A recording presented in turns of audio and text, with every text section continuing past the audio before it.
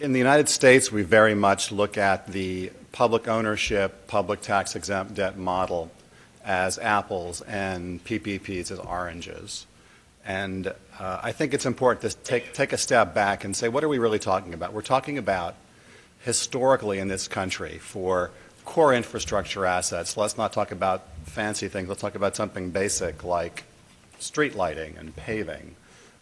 Not glamorous stuff, nothing where there's revenue associated with it. And we've always imagined that government owns this stuff, designs it, builds it, finances it, operates it, and that's what we've always done. And it seems very alien to say the private sector will do a bunch of these things. And it seems like we're abandoning some of our best tools like tax-exempt financing. That's not really the case. The truth is that what we're really trying to look at here is to realign the interests of the private sector with public sector in these assets. Because in reality, in the first model, the private sector does a lot of things.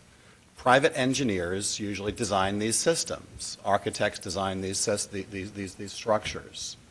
The private sector does the financing. Underwriters and lawyers and advisors do the financing. Private contractors build the facilities. So the private sector is very much involved in the existing U.S. government ownership model. But they're involved as consultants and contractors. And as someone who's recently renovated an apartment, I have to say, being an owner with a contractor is somewhat of an imperfect relationship. So a better relationship, perhaps, is that of a partnership, where both parties have aligned the interests of the successful delivery of an outcome.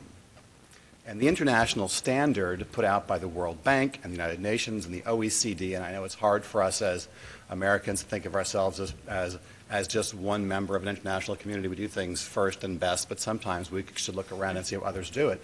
The international standard for delivering these assets is the partnership model, so that you're not change ordered to death.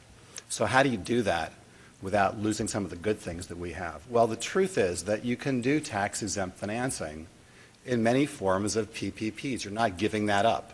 You can engage the good credit of the local government because there needs to be a borrowing, and without being too esoteric as a tax lawyer, there are many ways in which tax-exempt financing can be a part of these methods. So really it's not saying let's undo what's being done, let's do things entirely differently, let's throw away all this good stuff and the liquid and successful public finance market.